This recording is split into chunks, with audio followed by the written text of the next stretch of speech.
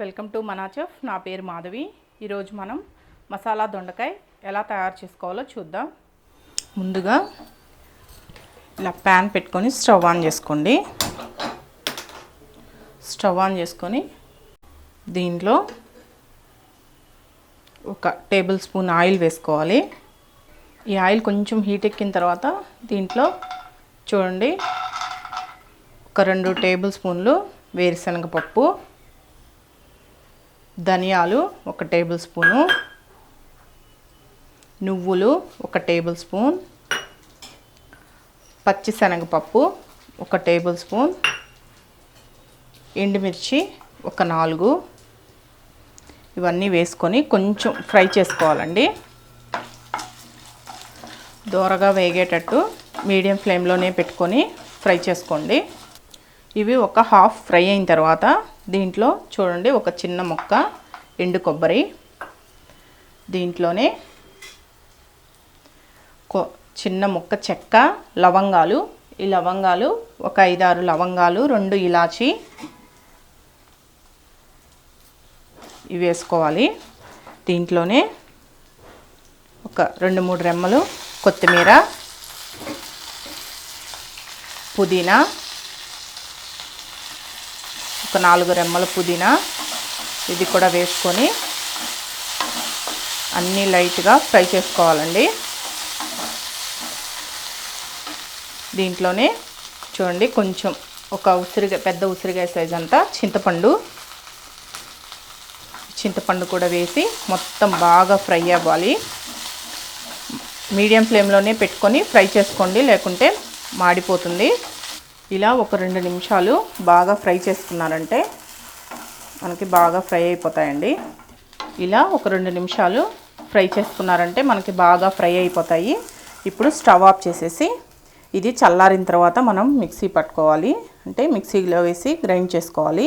ఇప్పుడు దీంట్లో చూడండి ఒక 10 వెల్లుల్లి రెమ్మలు, 1 అంగుళం ముక్క అల్లం ముక్క ఇవన్నీ వేసేసుకొని ఇది మొత్తం చల్లారిన తర్వాత కొంచెం వాటర్ వేసుకొని మనం పేస్ట్ లాగా మిక్సీకి పట్టి పెట్టుకోవాలి.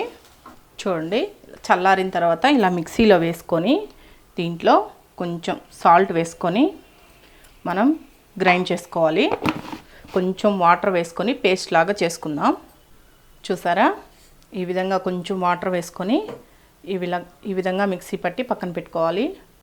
ఇప్పుడు ఈ దొండకాయలు ఉన్నాయి కదా, దొండకాయల్ని ఇలా శుభ్రంగా 2-3 సార్లు కడిగి ఇటు సైడు ఈ చివర్లను కట్ చేసేయండి. కట్ చేసి మనం గుత్తి వంకాయ ఎలా కట్ చేసుకుంటామో అలా కట్ చేసుకోవాలి.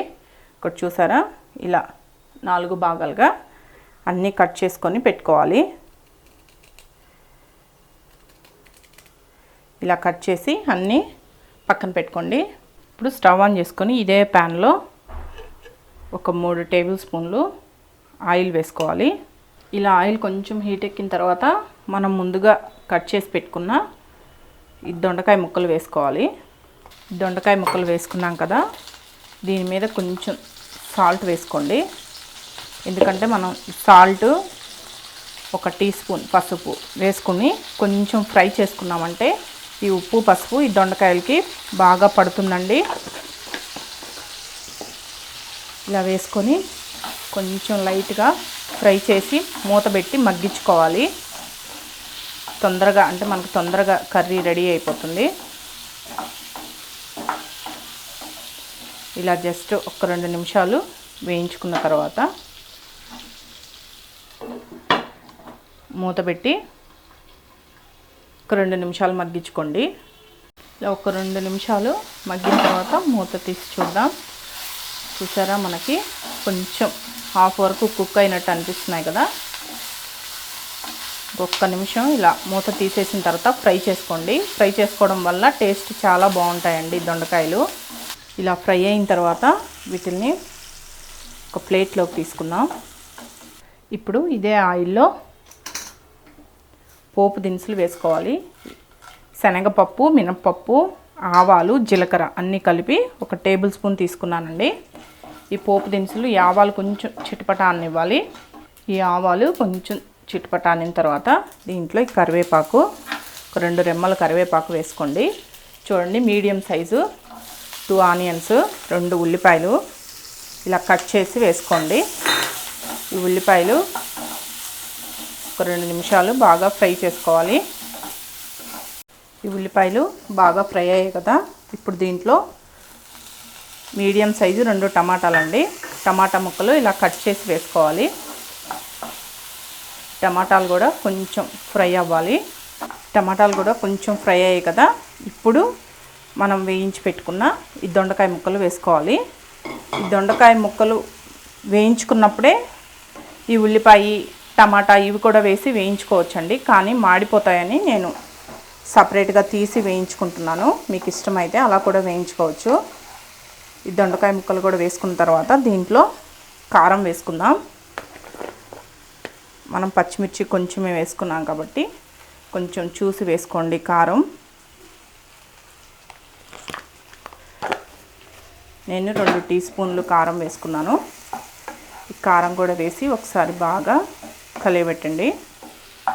ఇప్పుడు మనం ముందుగా పేస్ట్ చేసి పెట్టుకున్న ఈ మసాలా వేసుకోవాలి. ఈ మసాలా ముద్దంతా ఈ మసాలా ముద్ద వేసి ఒకసారి బాగా కలిపి దీంట్లో సరిపడినన్ని వాటర్ పోసుకోవాలండి.